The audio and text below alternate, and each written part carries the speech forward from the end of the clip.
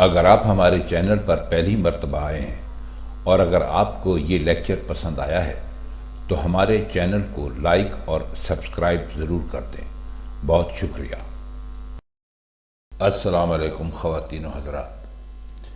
آج مرزا غالب کی جو غزل ہمارے سامنے ہے اس میں صرف 3 اشعار ہیں۔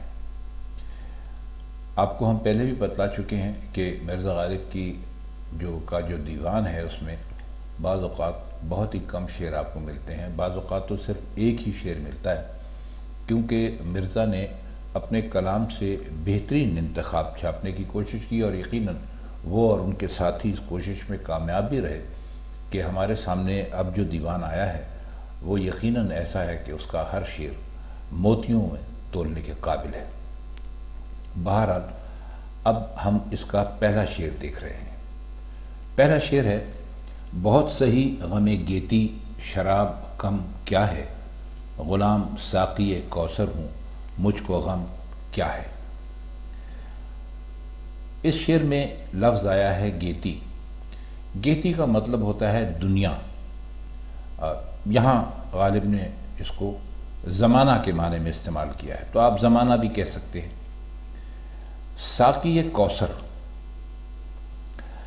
مسلمانوں کے عقیدے کے مطابق ہمارے پیغمبر محمد مصطفیٰ صلی اللہ علیہ وآلہ وسلم قیامت کے دن جب کہ میدان حشر برپا ہوگا اور سب لوگوں کو وہاں جمع کیا جائے گا، یوم انصاف ہوگا کہ ہر ایک کو اس کی برائی اور اچھائی کا بدلہ اللہ تعالیٰ عطا کرے گا، تو وہاں بہت ہی گرمی ہوگی اور وہاں پر ایک حوض ہوگا جس میں نہایت ہی ٹھنڈا میٹھا مشروب پینے کو ملے گا، اور حضور پاک صلی اللہ علیہ وآلہ وسلم اپنے ہاتھوں سے ان لوگوں کو جنہوں نے دنیا میں اچھے اعمال کیے ہوں گے، اچھے مسلمان اپنے آپ کو ثابت کیا ہوگا، ان کو پانی پلائیں گے اور ان کی پیاس کی شدت کم کریں گے۔ یہ غلام ساقی کوثر کی تھوڑا سا پس منظر تھا جو ہم نے بتا دیا ان دوستوں کے لیے کہ جن کا فیتھ یا عقیدہ کچھ الگ ہے اور وہ اس بات کو نہیں جانتے جس کو کہ عام مسلمان کا بچہ جانتا ہے۔ کہہ وہ یہ رہیں کہ زمانے کا غم کتنا ہی زیادہ ہو، میں پوچھتا ہوں کیا شراب کم ہے۔ اگر غموں نے ستایا تو شراب پی کر انہیں بھلانا ممکن ہوگا۔ میں ساقی کوثر کا غلام ہوں، یعنی میں محمد صلی اللہ علیہ وآلہ وسلم کا ماننے والا ہوں۔ دنیا میں جتنے بھی غم پیش آئیں مجھے آخرت میں آقا کی طرف سے شراب کوثر ملے گی۔ اب شراب کوثر کیوں کہا گیا؟ کیونکہ وہ جو تالاب ہوگا اس کا نام کوثر ہوگا، اور فرماتے ہیں کہ جب مجھے وہ شراب کوثر ملے گی تو میرے سب غم دھل جائیں گے، پھر میں غم کیوں کروں۔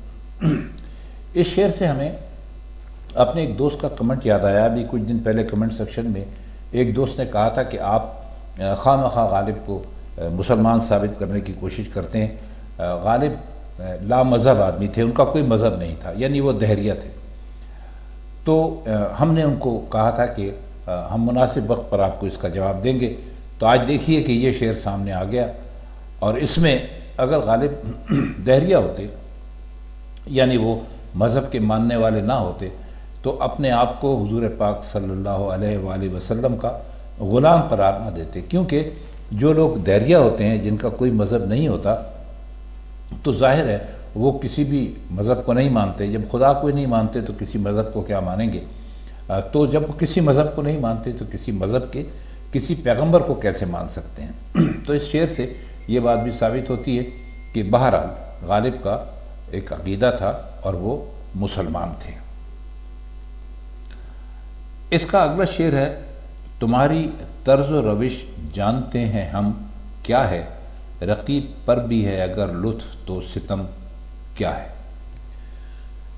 طرز و روش کا مطلب ہوتا ہے طور اور طریقہ، اور رقیب ہم آپ کو کتنی ہی مرتبہ بتلا چکے ہیں کہ ایک ہی معشوق کے جب 2 عاشق ہوتے ہیں تو وہ دونوں ایک دوسرے کو رقیب کہتے ہیں۔ لطف کہتے ہیں مہربانی کو، اور ستم کہتے ہیں ظلم کرنے کو۔ اب اس شعر میں مرزا غالب اپنے محبوب سے مخاطب ہے، فرماتے ہیں کہ بھائی ہم تو تمہارا ہر طور طریقہ بہت اچھی طرح جانتے ہیں، اور جب ہم تم سے گلہ کرتے ہیں، شکایت کرتے ہیں، تو تم کہتے ہو کہ ہم نے تم پر کوئی ظلم نہیں کیا، لیکن ہمارے خیال میں تم نے ہم پہ بہت بڑا ظلم کیا ہے۔ کیا یہ بات درست نہیں ہے کہ تم نے ہمارے رقیب پر مہربانیاں شروع کر دی ہیں؟ تو اب تم خود ہمیں بتاؤ کہ ایک عاشق کے لیے اس سے بڑا ظلم اور کیا ہو سکتا ہے کہ اس کا محبوب اس کے رقیب کے ساتھ ہنس کر بولے، اچھا بولے، میٹھا بولے، اور اس کی روش ایسی ہو کہ جیسے کہ وہ اس کو چاہتا ہے۔ تو جو بھی ایک سچا عاشق ہوگا اس کو یقیناً اپنے اوپر ظلم سمجھے گا، تو ہم بھی اس کو اپنے اوپر ظلم سمجھتے ہیں۔ اور اس پر جب تم ہم سے کہتے ہو کہ بھائی ہم نے تو آپ پر کوئی ظلم نہیں کیا، تو فرماتے ہیں کہ تم پھر ہمیں خود بتاؤ کہ اور ظلم کیا ہے؟ ظلم تو یہی ہے کہ آپ نے ہمارے رقیب کے ساتھ لطف اور کرم کا معاملہ شروع کر دیا، ان پر مہربانیاں شروع کر دی ہیں، تو اس سے بڑھ کر تو اور کوئی ظلم ہو نہیں سکتا۔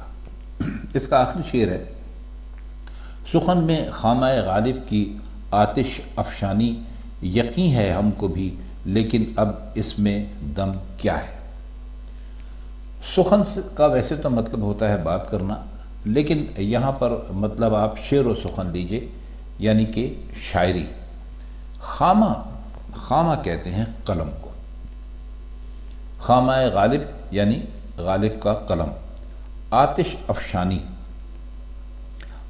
افشانی کا مطلب ہوتا ہے آگ برسانے والا، شعلے برسانے والا۔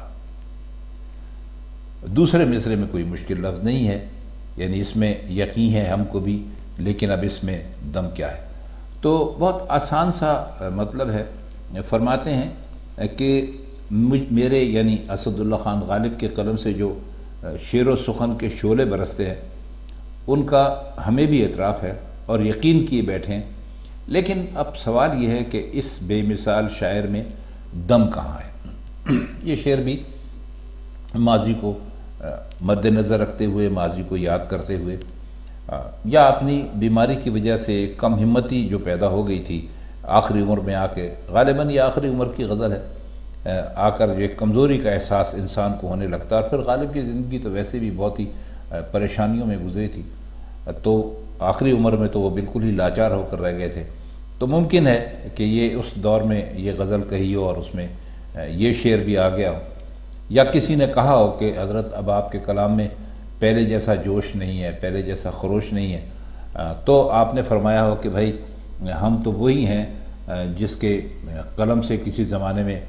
شعلے برسا کرتے تھے، لیکن اب حالات ایسے ہو گئے ہیں، زندگی اس ڈگر پر آ گئی ہے کہ اب ہمارے اندر وہ دم اور وہ ولولہ اور وہ تنتنا باقی ہی نہیں رہا۔